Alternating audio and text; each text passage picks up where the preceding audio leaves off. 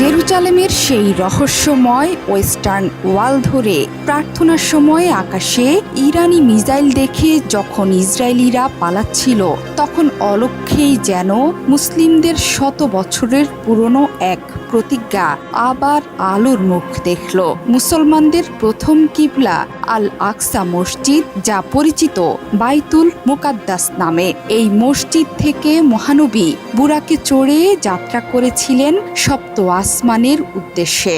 এই পবিত্রতম মসজিদ, যেটি নির্মাণ করেছিলেন হজরত ইব্রাহিম আলাইহিওয়াসাল্লাম, যেটিকে হজরত সুলাইমান আলাইহিসসালাম জিনদের মাধ্যমে আরও সম্প্রসারিত করেছিলেন। ইতিহাসের নানা পরিক্রমায় এই মসজিদ নিয়ে নানা ষড়যন্ত্র হলেও 1967 আরব ইসরায়েল যুদ্ধের মাধ্যমে এই মসজিদ সংলগ্ন এলাকা ইহুদিরা দখল করে। সেই থেকে আল আকসা মুক্ত করাই আল কুদস আন্দোলন নামে পরিচিত।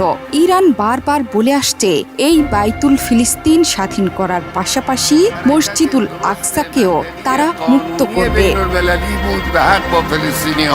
এই পবিত্রতম মসজিদের ব্যাপারে পবিত্র আল কোরআনে যেমন বারবার বলা আছে, বহু নবীর স্মৃতিধন্য এই আল আকসা মসজিদ। মসজিদুল আকসা ও তার আশপাশের অঞ্চলকে বরকতময় ভূমি হিসেবে উল্লেখ করা হয়েছে মহাগ্রন্থ আল কোরআনে।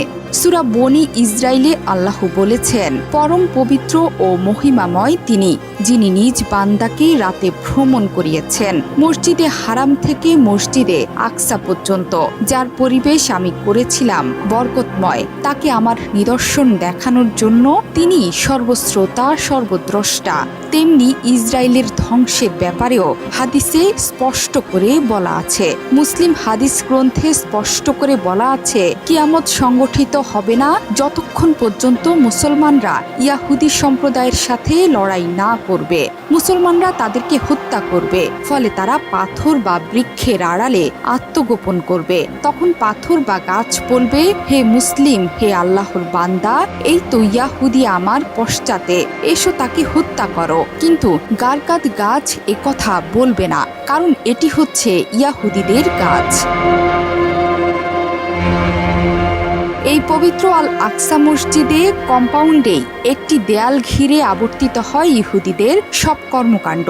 তারা বিশ্বাস করে এই দেয়ালে ঐশ্বরিক শক্তির উপস্থিতি আছে। তাদের বিশ্বাস অনুযায়ী এটি সলোমনের দ্বিতীয় মন্দিরের অংশবিশেষ। কিন্তু ইসলাম স্পষ্ট করেই বলে, বনি ইসরায়েল গোত্র যেখান থেকে ইহুদিদের উৎপত্তি, তারা বারবার তাদের নিজেদের কৃতকর্মের কারণে অপমানিত এবং ধ্বংস হবে। ইসলাম ধর্মের বিশ্বাস অনুযায়ী কিয়ামত সংগঠনের আগে ইমাম মাহাদির নেতৃত্বে মুসলিমরা জেরুজালেম জয় করবে। ধ্বংস হবে ইহুদি রাষ্ট্র ইসরায়েলের। রাসূল সাল্লাল্লাহু আলাইহি ওয়াসাল্লামের ভবিষ্যৎবাণী হচ্ছে, কিয়ামতের আগে অবশ্যই এই ইহুদি জাতি মুসলিমদের হাতে পরাজিত হবে। অনেক ইসলামী চিন্তাবিদের মতে এটি হবে বনি ইসরায়েলের ওপর দ্বিতীয় বিপর্যয়ের ঘটনা। জোহরা চৌধুরী সেতু, 71।